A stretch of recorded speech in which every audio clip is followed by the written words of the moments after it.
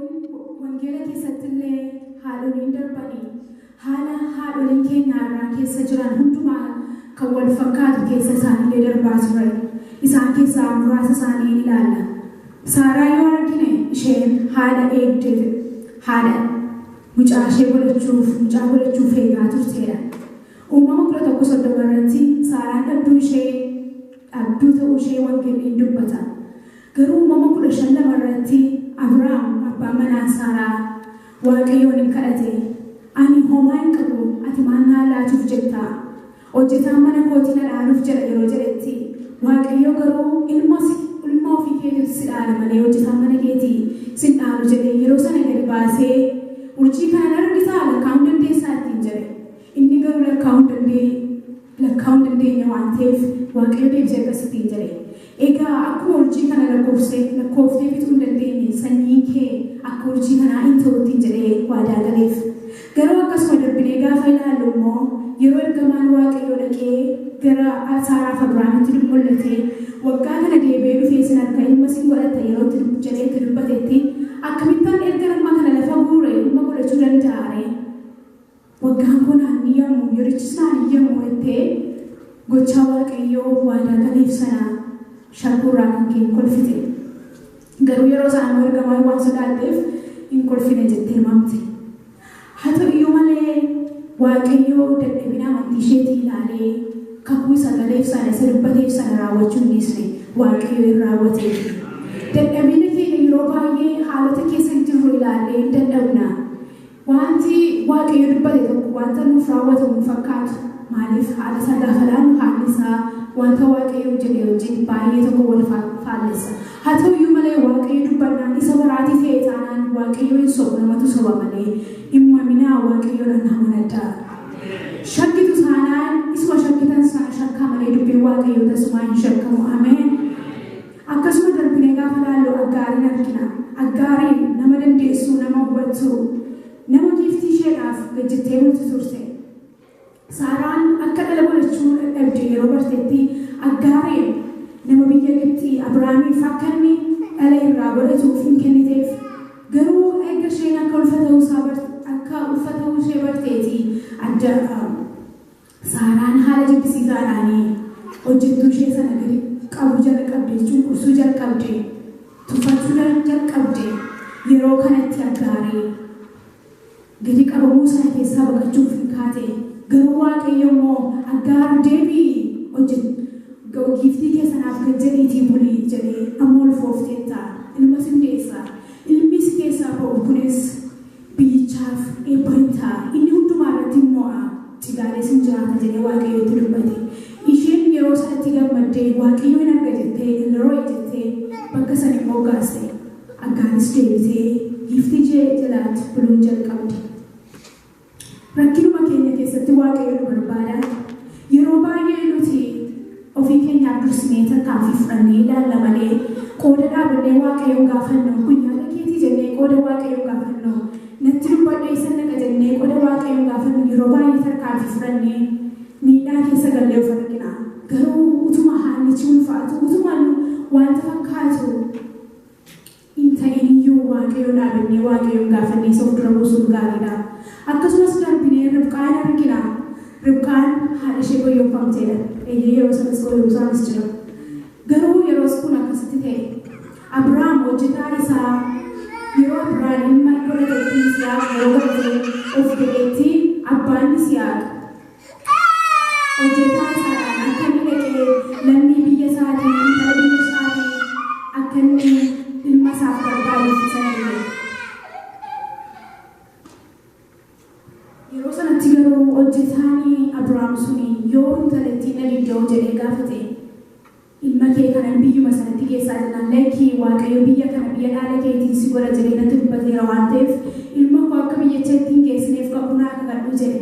Eeyyamni garuu kakuu karateeraaf yeroo sanatti hojjetaan Abrahaam sun Waaqayyoon akkas jedhee kadhate mallattoo Waaqayyo biraatii argachuuf akkas jedhe. Yaa Waaqayyo dhaqanii yeroo dubartoonni biyya sanaa laga bu'anii bishaan waraabanitti bishaan naa buusi jedheen gaafadhaa jedhe. Achiin booddee yoo isheen bishaan naa buusee akkasumas immoo horii kee kanas obaa gaafadhu jedhu yoo sheenaa jettee intalli suni isa ilma Abrahaamiif taatudha jedhee kadhate waaqayyo. Akkuma sanas Ribqaan dhuftee Ribqaan gaafa lagatti gadi buutee bishaan waraabbattee deebitu akkuma sana jedhee bishaan naamus jedhee yeroo inni gaafatutti isheen akkuma inni waaqayyo jedhee waaqayyo kadhate sana hin gootee fi inni yeroo sana hin bare achi booddee ishee mana abbaa isheetti geessitee ergasiitii gara biyya Abrahaamiitti fuudhee gale intala sana Ribqaa jechuudha. Erga waan hundumtuu ta'e booddee Ribqaanii ulfooftee lakkuusiin godhatte yeroo sanatti ergamaan waaqayyo itti dubbate saba lamatu garaa kee keessa jira inni hangafni isa quxisuuf hin ajajamaa inni tokkos isa bokora hin caalaa jedhamee itti dubbatame yeroo sanatti. Yeroo erga ijoollettiin Esaawuf Yaaqoob dhalatanii booddee hedduun isaan guddatanii guyyaa tokko abbaan isaanii ka'ee isaanii eebbisuuf yeroo inni jedhetti utuu inni Esaawudhaan kana godhi isin eebbisa jedheetti himu haadhi isaanii sun dhageessee Yaaqoobiif mana maltee akka inni eebba jalqabaa argatu goote sababa isheedhaan Yaaqoobii hangafummaa obboleessaa ta'e Esaawudhaan fudhate. Kanatti fakkaatu yoona harmeen Esaawuf Yaaqoobii isa waaqayyo duraan yeroo isheen ulfataa ta'e turte sana inni hangafa isa quxisuuf hin ergama jettee turte sanaan waan ishee yaadattee hojii roobishee kanatti fakkaata. Akkasumas darbinee gaafa ilaallu Yookebed haadhi Musee haadha kaayyoo fi haadha karoora wajjin deemtu turte. Kaayyoon ishees lubbuu mucaa isheetii oolfachuu turre. Haallichi sammuu sodaachisaa ture. Yeroo haallichi sodaachisaa ture maaliif mootiin Gibxii dhiira ta'anii warra dhalatan hundumaa akka isaan balleessaniif ajaja baasee ture. Garuu ishee mucicha bareedaa ta'uusaa sababa argiteef lubbuu mucaa isheetii oolfachuuf karoora ishee jalqabaa amma ji'a sadiitti dhoksuu ture. Akkasumas immoo ji'a sadii booddee dhoksuu garuu waan dandeenyeef karoora lammaffaa baafatte. Innis bidiruu tolchitee qarqara bishaaniitti gaafa isheen keessuu irraa fagaattee dhaabatte haa ta'uyyuu malee gattee nafne. Achi booddee haadhi sun ogeettii waan taateef yeroo intaloonni mootii dhaqanii mucaa sana qarqara lagaatii argatanitti intalooti mootii suni haadhuma Musee sana akka isheen kaffaltiidhaan hoosistee guddistuuf hin gaafatte. Haadha ogeettii akkamiiti kun? Waaqayyo haadha keenya ogummaadhaaf hubannaadhaan isaanii guute. Haala hundumaa keessatti yoo qofaa ta'anis yoo qabeenyaa dhabanis waaqayyo kanatti ogummaa isaaniif kennee as bu'aniichi bu'anii akka isaan guddisaniif waaqayyo isaaniif ogummaa isaaniif kennee waaqayyo galateeffadhaaf himee.